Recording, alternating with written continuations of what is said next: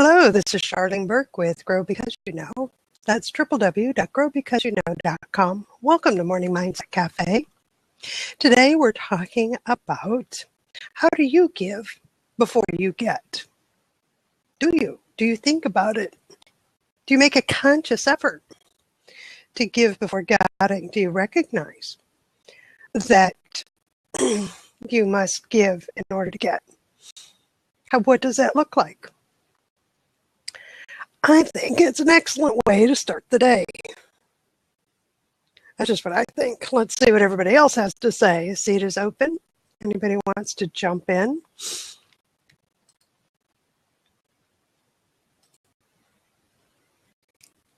I'm trying to pin. There it comes. So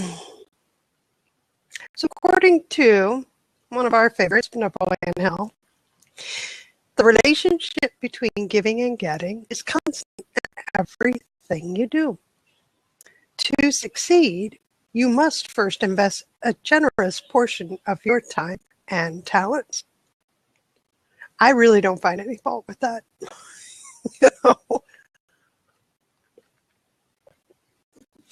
Even when I'm working in my business in exchange for dollars, right? Services in exchange for dollars. The precursor to that is the giving of my time, my ideas,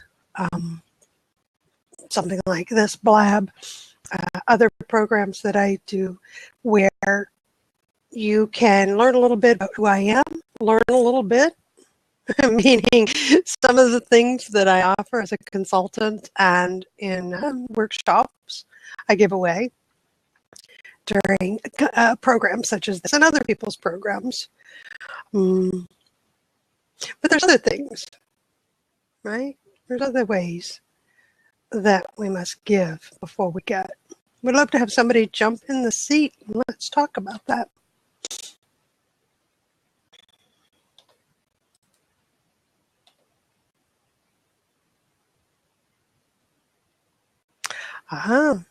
Ken. Interesting that this concept has credence in both Western and Eastern philosophies. A universal truth. I have a feeling that Napoleon Hill would call it a natural law. He references in his writings the Bible, and he references the statement that we reap what we sow. If you think about that, the most fertile soil in the world is barren unless seeds have been properly planted, cultivated, and nurtured. So yeah, I would consider it a natural law. And yet, there's many times that people think, well, I deserve it. You said it was free. It used to be free. Why isn't it free now? I'm entitled to more. For whatever reason, you have that feeling that you're entitled to more. Why is that? Do we have that? Have you caught yourself there? Have I caught myself there? Oh, now that's interesting, Matt. Why would we think we should have more? We should have more. Remember that word should. I'm not saying people think having more is being more. And yet, isn't it my responsibility to identify that I want to be more? And if I want to be more, to identify what that actually looks like. I'm thinking in terms of if I want to be successful.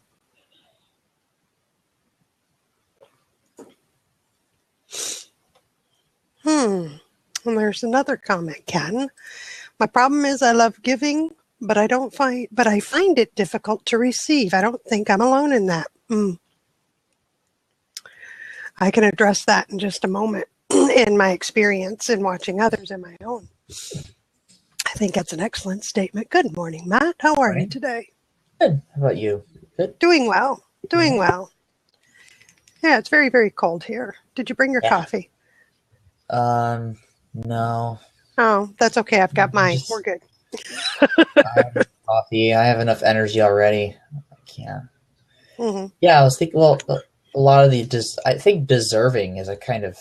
I don't like the concept of deserving because it implies that you basically you are entitled to more that you don't work for, and Mm, that's a lot of I need to receive this and I don't need to work for it kind of mentality. But my point with the people thinking having more is being more is people identify with their possessions and they're confusing their like economic value they can create with their intrinsic value, which is just the same as everyone else. That's just my perspective on that. okay. So they think that they have to collect more things materialistic wise for a sense of happiness and stuff instead of having their basic needs met and then I think being able to like a lot like my basic needs are met, right? Like Right. I'm not in poverty, I'm not struggling to get by, but I don't know, it's interesting that like a lot of nature is a giving and getting. Like a lot of the Hmm. natural things are like symbiotic relationships, things give and things get. We're social animals, so we survive together when we cooperate better. Oh, that's a nice statement. So, what are some things, just so that we remember not to take things for granted or to become, or to recognize those things that have really become habit? So, Yeah. therefore, they're by rote and we don't think about it first. What kind of things would that be? Just so that I can jog my own thinking. Thank you very much. Like, well, what things can we do to not take things for granted? I guess. Well, can we identify what kind of things we take for granted? I don't know. I'm thinking, this is mindset, right? So to Yeah. me, it's about also being conscious of what is it that we're looking for? What is it that we want? What is it we anticipate getting? And then what are we going to give in return Mm-hmm. for it? To make a conscious effort Mm-hmm. towards it. I Ah, think what we can take granted in other people is what we can take granted in ourselves. I think it's important to notice the things that, like we talked about, the ability to love giving to people, but to not love receiving things. So if we love to give to other people, but we don't like to receive, maybe there's a part of us that doesn't like for us to receive things for ourselves. Like a lot of people that are um, making up for something they can't give to themselves by giving it to a lot of other people. Like you can give okay. compassion and stuff to other people, but if you can't give that stuff to yourself, then that's an Oh, I don't interesting know. analogy there. But I don't. I'm not certain about that. I'm yeah, all on that just a little bit. Steve is saying it sounds obvious, but he can testify that what you give out online comes back to you. Similar people, similar yeah, attitudes. I think that's an interesting statement. When yeah. we, you and I are giving our time and our thoughts to each other to support, to Mm-hmm. encourage, to lift up, and those that are interested in participating in that, join us, right, Steve? Maybe we take for granted the effect that our words and actions can have with the time and energy we spend, even when they're online. The things we say online and the effect they have. Birds of a feather flock That's where I was together. Yeah. getting to. Yeah, that taking for granted. Sometimes we do things. Uh, well, all right. So, for instance, this morning program. One of the reasons that I made the slight change for today moving forward is that I didn't feel as if I were participating in anybody's growth. And I didn't know for certain that actually I was growing anymore because that which was being shared and said was so similar that it Mm-hmm. didn't strike anything new in my thoughts. I was starting the day great, But I recognized that the purpose of the program for me is to grow a little bit and think a little bit differently. But I could get into such a habit that I could forget that was the purpose of the program. I don't know, just a thought. I like what Ken says about birds of a feather flock together. Yeah. Well, do the same thing over and over again. Maybe it doesn't feel like we're making much of a contribution anymore if we. There it is. If we just continuously do what are we the same getting thing in return? I think that's part of it too. I recognize that I wasn't. I wasn't getting quite what I needed, and so I of course spoke with all of you and said, so what do you guys think? Because you're part of this too, and we changed it up a little bit. But so my giving of my time every weekday morning here, what I get out of it is a warm heart, something good to take with me in my thoughts, a way to start the day focused on something either tangible that I can put forth in the day so that I can grow a bit or help someone else to grow a bit, or just simply the mindset that today we begin on a positive note. We'll begin with more than if I hadn't done this. So there's the exchange, right? Yeah, you can. I really think there are ways in which we can be a contribution that we normally don't think much about. Even in the smallest ways we can do things. A lot of times we don't think that we can be a contribution in a way, and that mindset prevents us from realizing that we can contribute in some way, even if it is small with our time and energy. There are different ways to contribute. There's a simple way of donating money, but there's also the whole go to the place where the work is being done and volunteer or use your time and your talents that way. I also think it's important to focus on what we want when we do the activity, like the reward we want from the activity that we're doing, because it's easy to want something easy like money when you do something for someone, or I think growing with an actual community of people, like you said, like when you actually spend time and energy, you get more reward out of that in terms of the feeling of growing with somebody than simply giving them money. I mean, there's more sense of community in that. And I think that's what the whole point of this is. I think you nailed it, because you began by saying that so many people equate having more makes them more, right? I'm better, or I'm more than what I think I am because look at all my possessions and material things that I have.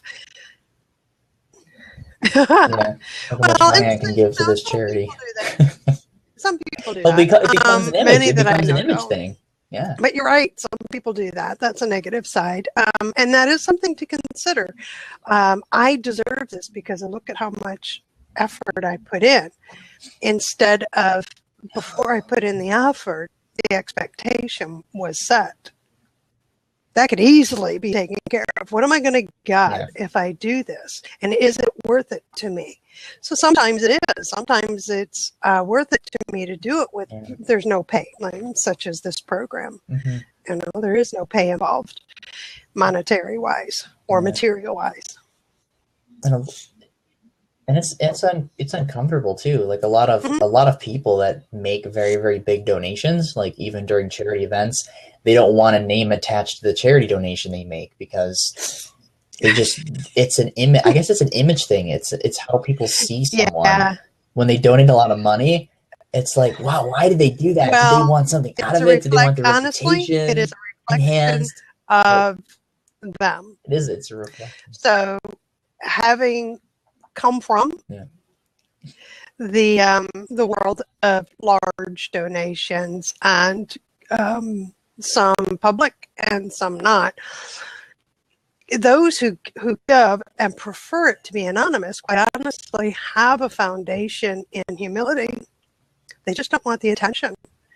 because it's not about them. It's Yeah. about the organization they're donating to.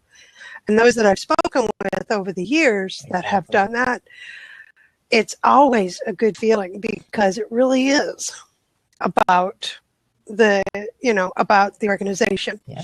Even those that want their name attached to it. Then there are some that have the name attached like, to the end result. Like Carnegie Hall, Andrew Carnegie. I'm glad the names are attached.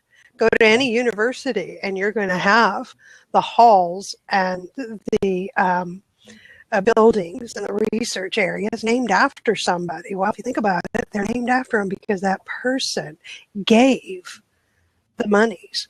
Now, why I'm glad of that, I'll tell you why I'm glad of that, because I don't look at that as an ego thing in terms of the person who gave the money. In terms of everybody look at me, look how wonderful I am. It is a way to leave a legacy. It is a way to provide a foundation of strength and pride in a family name because you're associated. So you can affect generations afterwards in a positive way long after you've passed, while also providing all the things that your money had purchased, like Carnegie with Carnegie with over 2,700 libraries throughout the U.S. It was his money that built them. The public libraries, not private, public libraries. Exactly. And you're right. As long as you don't identify with that, with that label, like as a person for like a sense of I'm greater because I have this label. It is sort of just like a result of you doing good work. And those that I know who do that's perk. What it is. It's like this is what I'm supposed to do with it.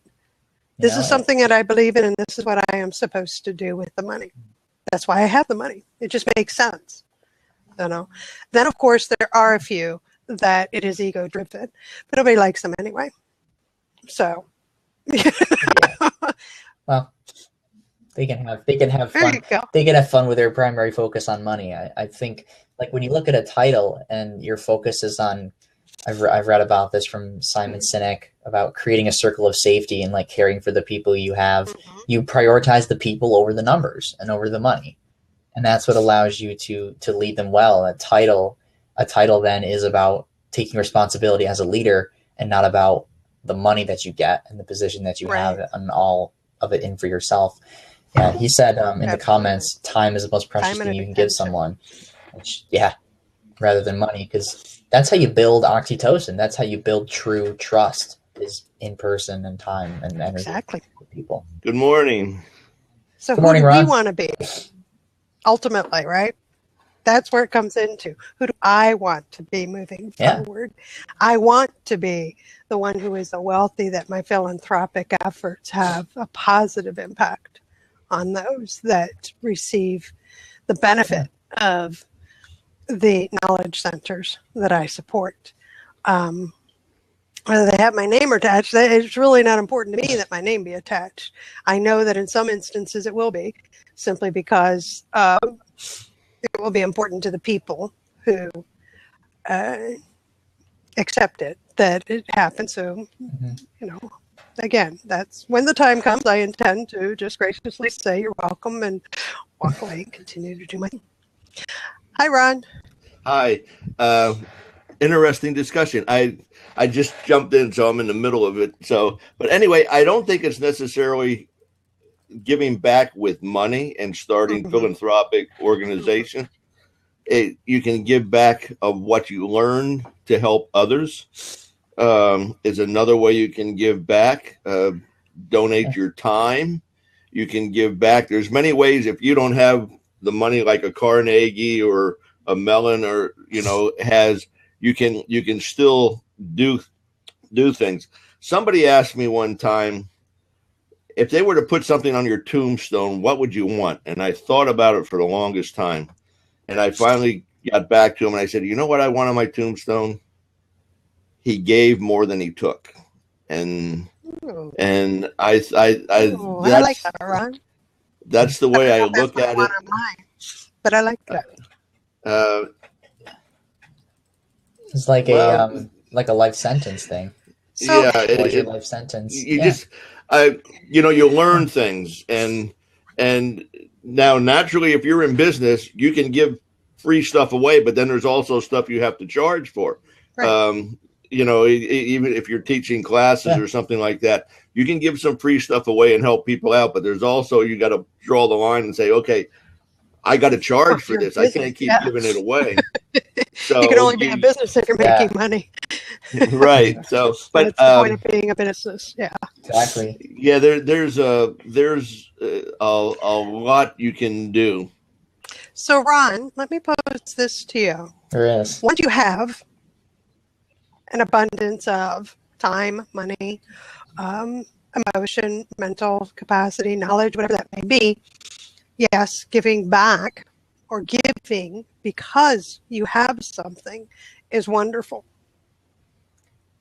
Now, what do you do before you think that you have enough to give? What do you do? What do you do when you know that you want something, you want to get something? What precedes the look at what I have, it's time to give back? You know what I'm saying? Sometimes you don't know what you have. And couple years ago, it might have been 3 years ago, somebody pointed out to me what I've been giving, and I didn't realize it. He said, we get phone calls at our business telling us how you've inspired and motivated people to do something and do what you do. And I said, yeah, right. He said, Ron, he said, I Googled your name. He said, I Googled other people in our organization, and their work comes up, pictures of what they do, what they carve, what they engrave. And he said, when I Google your name, he said, the only thing he said, some of your work is there, but he said, the biggest thing that comes up is pictures of people that you've been in contact with. He said, you're a people person. He said, that's what you give back. He said, people respond to you and relate to you, and you inspire them whether you know it or not. That's your calling. So nice. I hope that answers your question a little bit. It does. It does a little bit. I'd like to take it just one step further, because you were not consciously acting in a way to get that kind of attention or to be known for that in particular, right? Right. Okay. So it really does come down that your attitude from the beginning, when you were in that position, was to be happy with who you are. This is based on a couple of conversations you had with me here on Blab and things I've heard you say. Please correct me if I'm wrong. You're happy with who you are and what you're doing. You truly care about the people you're working with and working for. And your attitude was one of being helpful and being supportive and encouraging and cheerful. Am I close? Yeah. Yes, absolutely. And I'm it's not like I'm bragging about, but yes, that's true. Okay. And I'll tell you what, for the most part, most of my life, I didn't realize that. And for a lot of time, I was kind of a miserable person to be around until the last few years, where there were changes in my life. The biggest one was the death of my mother-in-law, where we lived the last days with her. But she taught by serving as an example. And one of the things that she got through to me finally was, Ron, it just doesn't matter. Don't get upset about it. And one of her famous things was to say, oh, be joyful. And that was one of the things she would tell everybody, just be joyful. And spending the last days with her changed, and I'm a lot calmer than I was. I don't get upset over things like I used to. And I was able to find who I am. Before that, I was just out there. Okay, I got to do this. I got to try and reinvent myself to make money because my health problems didn't allow me to go out and do the work that I was doing in the stores. So I had to adjust my sails because the wind shifted, and I was miserable. But when you calm down and you start thinking, and you have some people who help you think, about what you do or maybe what you're supposed to do, you'll wake up a little bit and you say, yeah, I guess that's what I got to do. And I can't worry about this. I can't control it. If I can get something done, I do it. But if I keep on putting out motivational things and talking to people, and if I get a phone call and I can inspire them, just last week, I had a woman that called me who was following the things we do on a Wednesday night on Hangouts, and she's following us on YouTube. And she said, "I just got to talk to you and get some direction." And we talked for about an hour. And she said, "I really appreciate you inspired me to move on and do something, and I'm going to do it." A few years ago, cool, I probably wouldn't have done that. I'd have gave her short-term answers and told her I was busy. Yep. But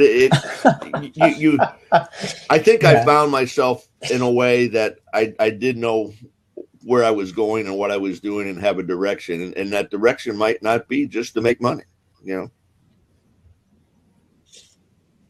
That's awesome. I have to hop out here, but one of my favorite stories is the Nobel Peace Prize and how that started. As Alfred Nobel, actually, they wrote an obituary in the newspaper and they mistook his brother's obituary for him.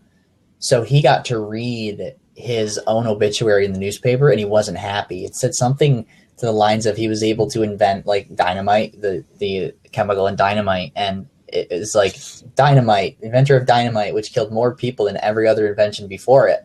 And that surprised him. So what he did with all the money he made from dynamite was he started the Nobel Peace Prize, donating money. So Wow. he had a chance to change his life sentence in the middle of his life because he read his obituary in the middle of his life. So I love that story because that shows you that he got to see the sort of contribution and mindset that people were getting from what he was doing. And then he was able to say, man, that's not the legacy I want to leave. I want to leave a different legacy than that. And we still give that prize today. So that's one of my favorite stories. Well, I think it fits this perfectly. To people. It fits this perfectly because we can be conscious of, hold on here. We can be conscious of our efforts and our attitude and how it's affecting the world around us, because that is what we're going to get back, basically. I mean, basically. Thank you, Matt. Good to have you with us this morning. Good time. Good morning. Have a good day, everyone. Yeah. So, anybody want to jump on and talk about how do you give before you get? Years ago, I heard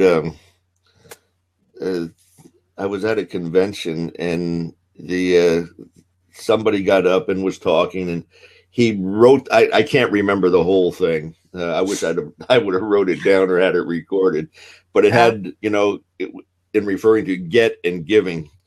And some of it goes like this: in order to get, you got to give. To get more, you got to give more. So if you want to get, you got to give. So yeah, and it was a whole 5-minute duration on getting and giving back and forth like that, and it stuck with me. That part of it. In order to get, you got to give. You're not going to get without giving. And I just. Sometimes I forgot about that in my life, but it keeps coming back to me. Yeah, it keeps showing up, doesn't it? Yeah, I had to. There's a lot of ways that you and I have matured in one direction, and then suddenly, because I so relate to everything you're talking about, and then in other ways, it's like, oh, really, I really have to grow up in this area. thought I had done that, and really I hadn't. I hadn't. Ever reminded that we are work in progress and trying to move forward and to grow rather than to be pulled back or hide in the dirt or anything like that. But what I liked about what you said is that it is a matter of attitude. And I'm going to put this up because this comes from Napoleon Hill Foundation. If you cheerfully do your best before asking for any compensation, you can expect a bountiful harvest of the greatest rewards life has to offer. To me, that's what you were talking about a little bit earlier, Ron. It was the attitude with which you were doing things. The attitude wasn't, I'm going to do this because you're going to pay me so much and that's all you're going to get. And then Ken is saying, if you give before you get, it's an act of faith and trust. Your actions will not be futile, unappreciated, or unrequited. If you insist on having a return on your action every time, be it money or such as money, then you are not building your capacity for faith and trust, and you will limit your options, your self-regard, and the regard of others. Nice. Yes. The other thing, an act of faith and trust.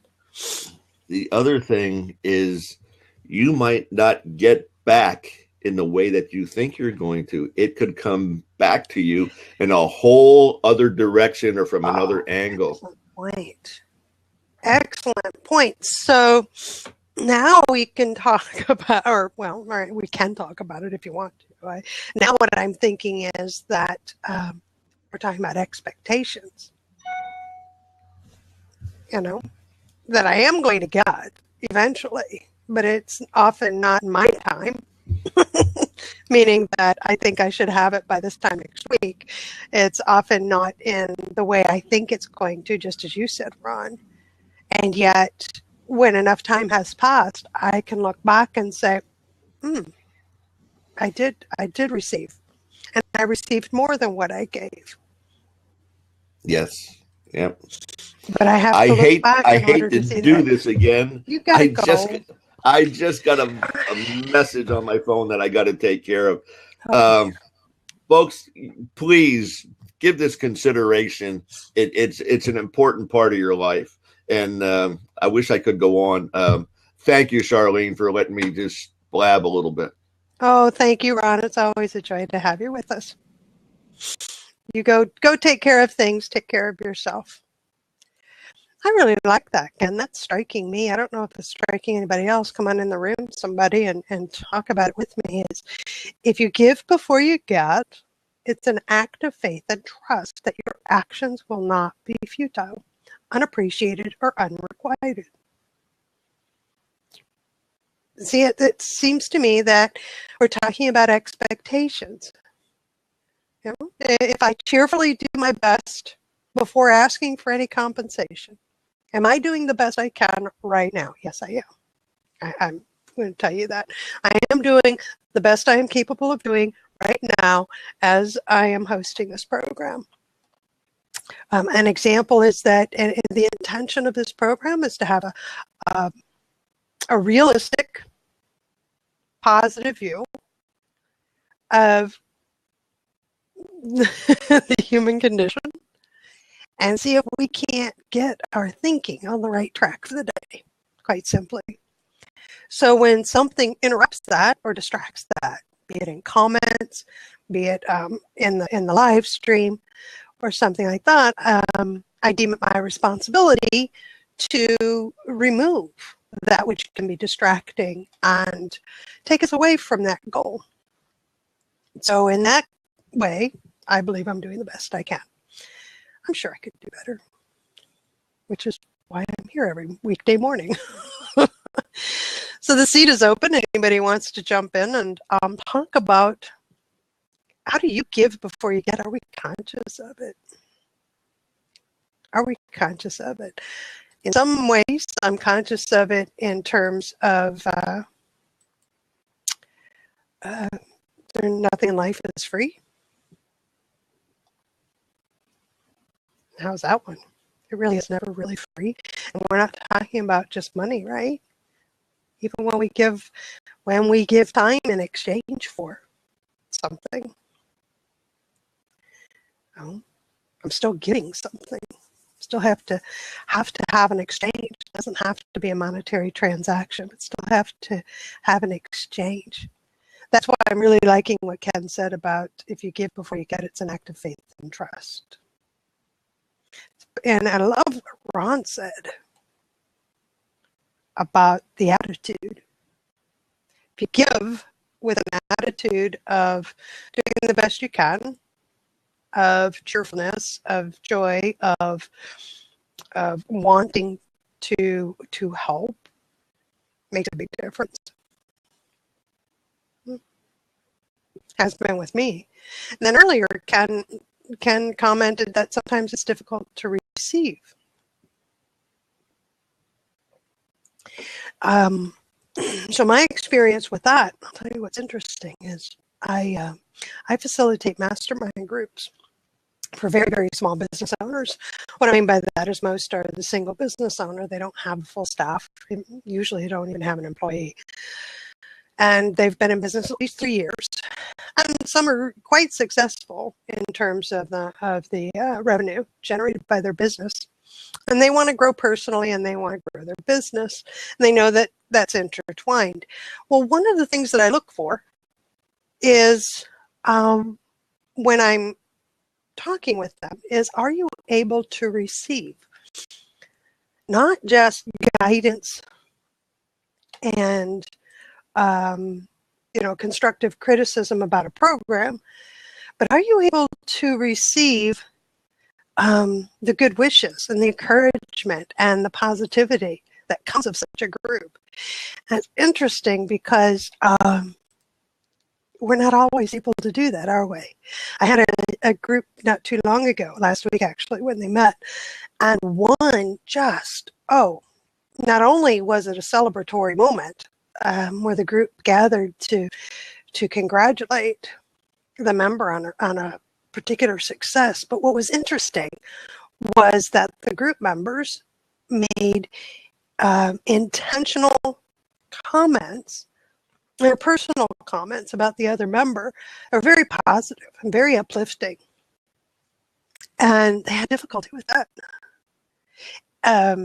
Hammered, stammered, stuttered, and of course blushed, and started to talk about, no, that's not me. No, that's you're going too far. And it was another group member that just came out and said, no, we're not. I think you just need to sit and listen.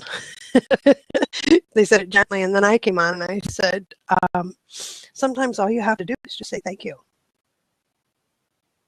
That's all you have to, that's all required of you. Because you see, it's not me that's saying that about me, it's you saying that about me. And by saying thank you, I'm saying, it's very kind of you to say. It doesn't matter whether I believe it or not. Thank you.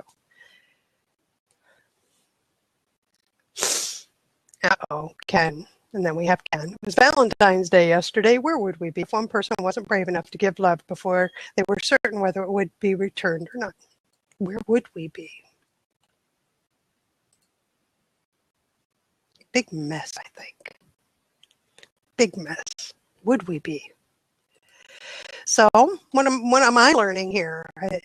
This is what I'm learning, is that trying to get without first giving is as fruitless as trying to reap without having sown. If I just sit and not give anything of my time, of my knowledge, of my heart, of my abilities, of my money, I'm not going to get anything in return. Or that which I do get really isn't all that great. Doesn't mean much to me. That's me. And I'm learning that, or I have learned this morning, as evidenced by Ron and those who are commenting, that it's my attitude that determines what I will get while I give. So I may as well be the best that I can be, give what I can, with manage my expectations of what I anticipate getting in return for what I give, and but don't let that stop me from giving. Anybody want to jump in the seat and join the conversation? Or actually make it a conversation right now. It's a dialogue. It's a monologue, isn't it?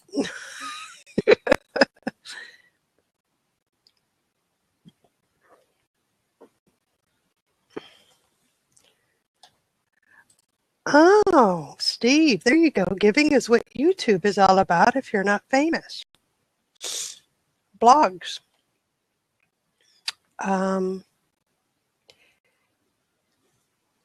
Blogs are very much the same thing as those who simply give because that's who they are and they have something to offer in terms of knowledge or guidance. People show up for help on YouTube. Steve, are you saying that people go to YouTube to search for help? Okay. People go to Google first and then YouTube. And a big shout out to Roy. Good to see you. You're right. So if, and there are many YouTube channels, they're just quite helpful, aren't they? I love that. In today's world, evidence of people who give with little expectation of getting anything in return. You go look them up on YouTube. I love that. Thank you, Dave. All right, so the question now to each of us is, do we give before we get? Are we conscious of it?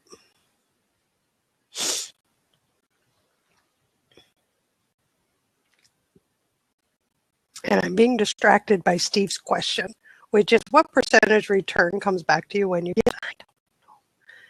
The same measure. Hello, Sherry. Hello, Roy. Steve's saying I'd venture not a lot, but it doesn't matter. That's kind of where I went with it, Steve. Again, setting an expectation on what you're going to get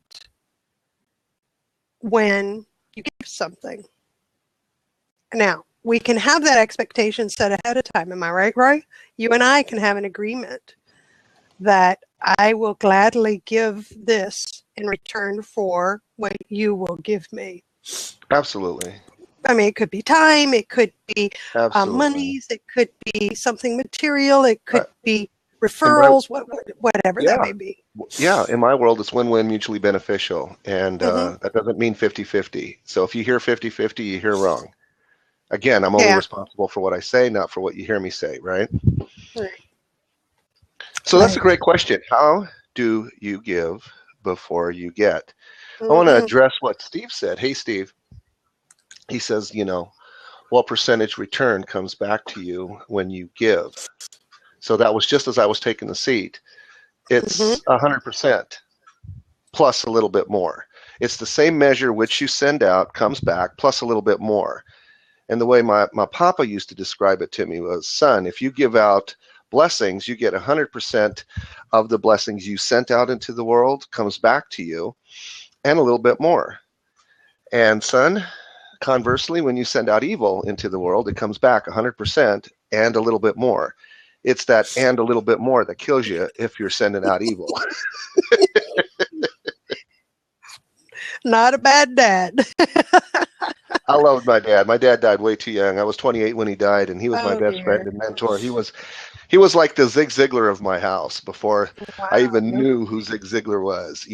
I was like second grade, and he says, son, I always want you to think further than your nose is long. And I said, okay, Dad. What?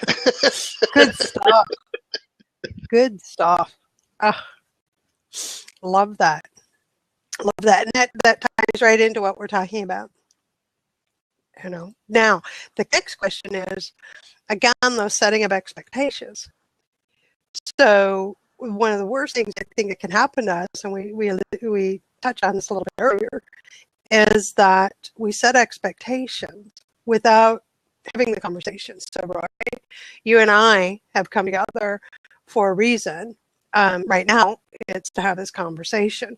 But I could begin setting expectations of what I'm going to get out of this conversation that includes you doing things, but I haven't allowed you to participate in that conversation and to get your agreement on the expectation. Right. So if it's going Right. on in your head without me, so I may not know the result that was therein derived. Right. So that's where I was going with this conscious idea of how do you give before you get is another way to frame the level of expectations we put on other people when we give things. And when we walk away, which is measured by the level of disappointment I have because I didn't get what I thought I was going to get, or the level of ecstasy that I have because I got so much more than I expected, to what level do I allow the other person in on that conversation, right? No, that's a great question. And so this is one I've had and will continue to have, because it's important who we let into our inner circle. Mm-hmm. And in this time of life, 58 years young, I decided well over 20 years ago that I was going to only let certain people into my inner circle. And that's the only people I want in my life. Mm-hmm. If you don't want to be in my inner circle, then I don't want to take up any of your time and have you take up any of my time in trying to build a friendship that doesn't need to be built. Mm-hmm. Did I say that in a rude, crude, sort of kind of selfish kind of way? Or can you understand what I'm saying? Because I'm being very selective and I'm filtering to the nth degree. I understood. You're applying discernment in who you're going to allow into your life. That's all. Yeah, no, absolutely. I would totally agree with that. Absolutely. And so how does one do that, right? And what criteria do we use, and so on and so forth? So I would love to understand that from various people, how they do it. So your question, how do you give before you get? The way I give before I get is I give my friendship. I give my awareness of things that I see that maybe you're not aware of, that is something common to both of us. And the more you can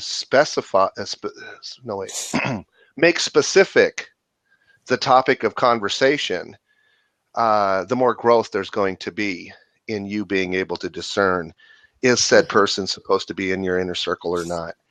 And I guarantee you, the more people you have like this in your inner circle, especially the ones that are, the top 5 people that you hang around with on a daily basis, should be in your inner circle. If they're not, I see a chink in your armor. Charlene, would you agree with that? Sure. I have no objection to what you're talking about. Yeah, that's basically my point, is that when I give, I just give my friendship. And once friendship has been, dare I say the word, somewhat solidified, opportunity after opportunity will present itself. It's just what happens inside of such a atmosphere of friendship, if you will. And that's why I enjoy the mindset of a net friending event more so than a networking event. I'd rather go to a net friending event than I would a networking event. And that's one of my movements to put forth, because I think everybody who attends would be better off. I don't know. Do you agree? Yeah. I don't know if we've even talked about that. I agree. And I think it really boils down to your attitude combined with, or springing from, a level of awareness. You have to be, for you to be able to discern who you want to have in your inner circle, to determine the criteria upon which you will go beyond just an extension of basic nicety in the beginnings of a friendship.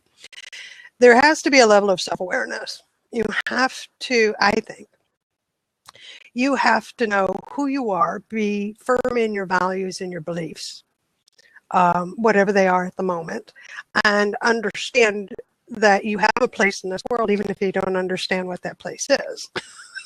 You know, I don't think that's a requirement as much as it is that I have to be aware. Ignorance is okay. Voluntary ignorance is not. Yes. You know. Well put. I agree with that. Thank you. I thought you might get that. Yeah, Cindy's it's almost like saying stupid on purpose. Yes. Sorry, That's it.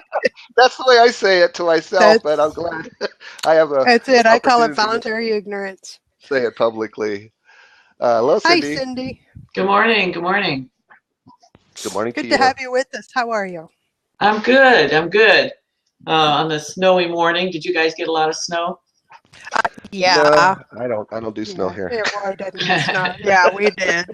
And then it started. Get this. This was so funny. It started about 3:00 yesterday, and at about 6:00 this morning, it appears that the county and towns realized they had snowplows. All right. So 5 to 6 inches later, we might want to go out and get rid of that. Well, how interesting is that? Nobody needs to get to work or school, so they called school off. I wanted to hop on because every time this subject comes on, because I've been listening to you since last September, about giving before you get, it puts a knot in my stomach.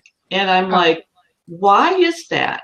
Why am I getting that knot in my stomach? But I think it has to do with, because when I stop and think about it, I do give, and I'm not expecting something back, because I like helping people, with their marketing, with lots of different things. But I think my problem has been, and I've been working through it, is my lack of abundance mindset. Because I don't think I have enough to be able to let go of some of it to give to other people. And it might, in fact, be a remnant of my father went through the Depression, on a farm. And so he hoarded everything. They had to. They had to save everything because you never know when you're going to use it again. And so my father was a very, very frugal to a fault. And I picked up a lot of that. And so I think the abundance mindset has a lot to do with if you feel like you can give. Now, whether you feel like it or not doesn't mean you're not doing it. And that's where I realize that even though when that topic comes up, I get in knots about it, not so much anymore, but is that, well, but I do it anyway. I'm doing it. I just can't think of it like that because then I get into that fear of not having enough. Because when you give, you're losing something. That's what apparently I think. No. You're not, but now monetarily, and that's something that's always amazed me with, if finances are tight, I don't feel like I can donate to this or donate to that financially. Whereas then you hear stories about people who don't have any money yet they give money out to people. And it just amazes me. And it's like, how can you be that trusting and have that much faith in the abundance to do that? I think it's phenomenal. But, it's a struggle. It comes by doing exactly that which you have no faith in. Okay. Just like fear. If you don't have faith in A, do A. If you don't have faith in Z, do Z. If you fear A, do A. If you fear Z, do Z. I don't know, Cindy, if you know this about me, but I'm pretty blunt and I'm pretty low common denominator kind of guy. It's like let's just take it right down to the lowest. Here before, dear. Good. No I'm glad you remember that. So So what I'm hearing you say is you don't have the right mindset, and yet all you got to do is have the right mindset. So what is the chatter, the negative self-talk that tells you that you can't just do that? Just make a new decision based on new information. You're not changing your mind. I'm saying you're making a new decision based on new information. And the new information is you know to do it, but you don't do it because you don't see the evidence. You're looking for some sort of evidence. This is what I'm hearing. Am I correct? It's more of a feeling, where I have to. It's like a knee-jerk reaction where you're right about and going into what's the chatter, because that's where the clues are at, is the messages that you're telling Correct. yourself. Exactly. If Constantly. You've got to become aware of what you're saying in order to change it. Correct. Correct. And so to change anything, you just need to make a new decision about it. That's all. So if you don't have enough information, you're going to make the best possible decision based on the information that you have, and you've done so. But it isn't serving you completely because you're now aware that you need a little bit more on your end. No one can help you with this. No one can help you make a new decision. Right. In your mind, in your mindset, in your heart set. No one can do that for you, but we can help you get to that point. It's the leading a horse to water kind of scenario. I can do my best to share with you and pour into you what's been poured into me to give me that opportunity to take the next step, which is to just do that which I have no faith in or little faith in or a fear of. You know what I'm saying? It's just you got to do it. And I believe you do it with other people, because the more cheering you get, just like our sports teams, our home sports teams, they win more often than they lose, and that's because they have the support of the home team. We're all cheering for them. So I think if you have some cheering and just going for it step by step with people, that's really the key. That's how you start, because you're never going to do it on your own if you don't have any, willpower to do it, right? Cindy, because I think you can do it. I wonder too if it's just ability, because honestly, when I came, what you all have been on my journey of coming out of the survival mode, and what I was doing on my own wasn't working.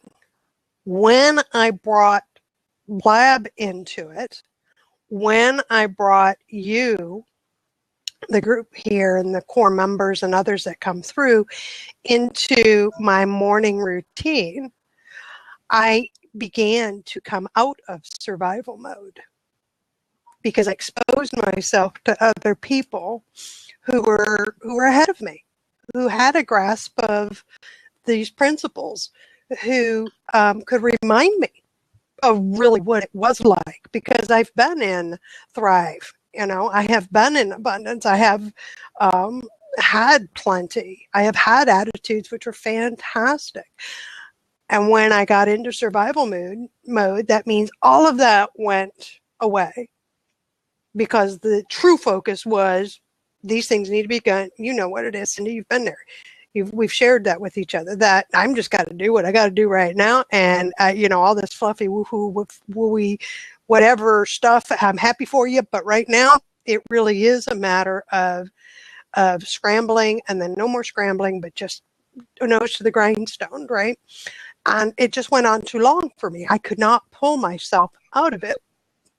I had to have other people, and I tried a variety of other platforms and somebody else's programs and other things that other people were doing, and they just didn't work. And then I hit on this one, and this is the one that got me out, and it's because of the other people.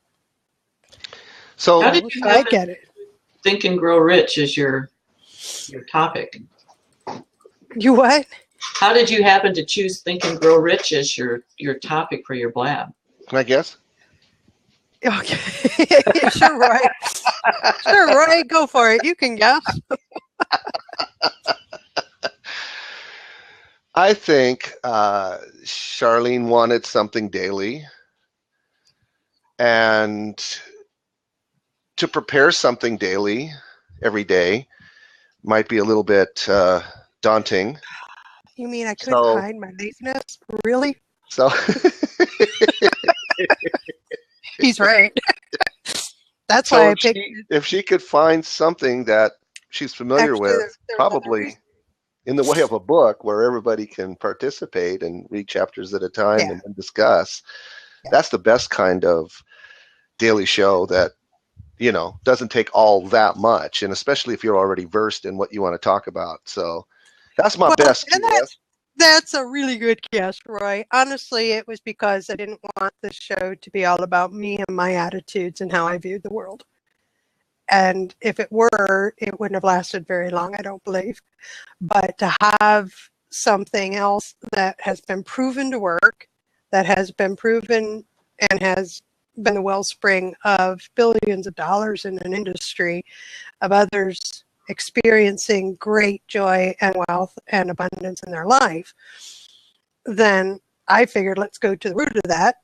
Let's go to where they all started, or close, if I could. And I was familiar enough with Napoleon Hill, not completely well-versed, I'm not a scholar, but to say that, well, you know, we can talk about this. That way it's not me coming up with these ideas, that it's not me that is, because I can't, if it is, here's my concern, if it is, then I'm limiting my growth. Right. If it becomes all about me and what I am putting out there, I am saying I am, and especially in something like mindset, that I am the expert in what you should be doing. That's that limits my growth and it limits yours. Yeah. That's a really nice way to say I was lazy. Well, no, I didn't mean it so much as kidding. With that. I'm kidding. Oh. I'm not the lazy. Picking a book versus, you know, just doing a monologue type thing, so much as why the book Think and Grow Rich, when there's lots of mindset books out there. But I think what you're saying is that Think and Grow Rich is just such a I can't think of the word. It's a classic. A classic, yes. It's like it's a classic. Everybody's familiar with the book. The principles are universal. Yeah. It's just chock full of stuff. And it's also the recommended one for every business owner to read. So yeah. Honestly, it was an experiment. I mean, if that one didn't go, it could very well have been one of John Maxwell's books. Could very well have been one of the other hundreds out there. T. Harv Eckert. You know, it could have been Eckhart Tolle. It could have been. It would have been somebody else's work, though, and that way, because again, I believe I can grow that way. Whereas if it's all well and good, people appreciate what I have to offer. But I don't grow much that way. Feels good to give it, you know. It feels good to hear the impact that what I've done or said on somebody else is very positive and growth and all. And sometimes people call me inspiring. Well, that's great, but all that is pats on the back and warms my heart. And now what? Because I still have to keep doing, keep growing, keep moving forward. So that's the root of it. Yeah. Well, it ended up being an awesome idea because it's just. It did, didn't it? It's. I know from hearing the feedback and people, you know, leaving feedback in the comments and stuff that. You know, it's helping so many people, and you know, it's a staple for some people to listen to on their way to work or whatever, even if they can't participate. So, yeah, it turned into an awesome idea. So, giving and getting all in the same time. Exactly. My hope is that the slight change I've made in the program by taking out the Think and Grow Rich is that continue to move forward and to grow, because again, these aren't my thoughts. They're coming from now. They're coming from Napoleon Hill Foundation. They'll also be coming from other sources. So it still isn't about me. It's more about us gathering and growing together. All right, Ken, you lost me on that. Great idea. Even better show card. You like my new show card? Is that what it is? I have no idea where Ken's coming from. I don't drink coffee, but it makes me want to. Oh, thank you. Okay. Yeah, April Welch created that show card for me. I put it out to the group, actually. I put it out over a week saying, hey, if anybody wants to create a graphic, I'll be happy to give you credit for it because you saw my attempts, which were really, and April came forth and created that for me. So we're past the top of the hour. Let me close down the recording and hang out for a little bit. I can keep the room open for 20 minutes or so. I want to thank everybody who's joined me in the live stream. Cindy and Roy and Ron, what a doll, and Matt. So great to have you with us. And those in the comments section, as always, providing excellent fodder for discussion. Those watching the replay, thank you for hanging with us. Appreciate you being here. This is Charlene Burke with Grow Because You Know. That's www.growbecauseyouKnow.com. Let's move forward with the day on purpose, with purpose, to grow our hearts, grow our minds, and grow our businesses. Until next time, have a great day.